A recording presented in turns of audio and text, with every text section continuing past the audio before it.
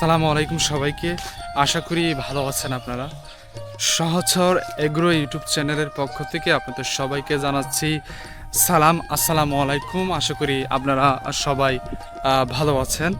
বর্তমানে আমি বাংলাদেশের একটি প্রত্যন্ত গ্রাম যার নাম হচ্ছে গোবিন্দপুর গ্রামের একটি কৃষি জমিতে দাঁড়িয়ে রয়েছি। এই কৃষি জমিতে ভুট্টার ফলনটা বেশ ভালোই হয়েছে।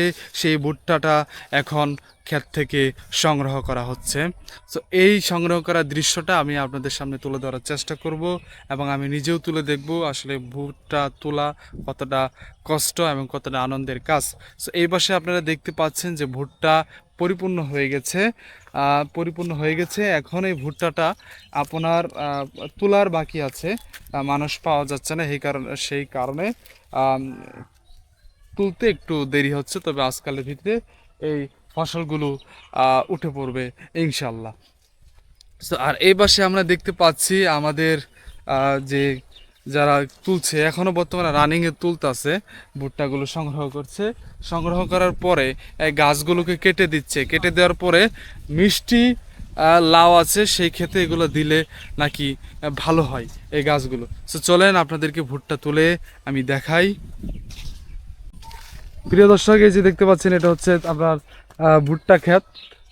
হ্যাঁ, এটা হচ্ছে ভুট্টা ক্ষেত। এখানে দেখছেন সংগ্রহ করছে। তো এই যে ইনি যে লাগিয়েছে ইনি হচ্ছে এটা মালিক। আসসালামু আলাইকুম ভাই, কেমন আছেন? আলহামদুলিল্লাহ ভালো আছি। তো ইনি হচ্ছে সীমান্ত ভাই তার নাম। তো তিনি এই ক্ষেতটা আবাদ করেছিল। তো এবার কিরকম আশা করছেন, কিরকম ভুট্টা পাবেন? এই কত শতাংশ জমি লাগিয়েছেন বা 20 অনুমান শতাংশ। করে বলে 20 শতাংশ কত মন পাওয়া যাবে? 40। 20 শতাংশ 40 মন। ভুট্টার আবাদটা কি সবাই করছে? আমি দেখতে পাচ্ছি পাশের ক্ষেতেও ভুট্টার আবাদটা হচ্ছে। হুম। এটা কি অনেক লাভজনক নাকি নাকি হ্যাঁ, মোটামুটি লাভজনক। লাভজনক? তো এই ছিল ছোট্ট একটা ভিডিও। সকলে ভালো থাকবেন। দেখা হবে অন্য কোনো ভিডিওতে।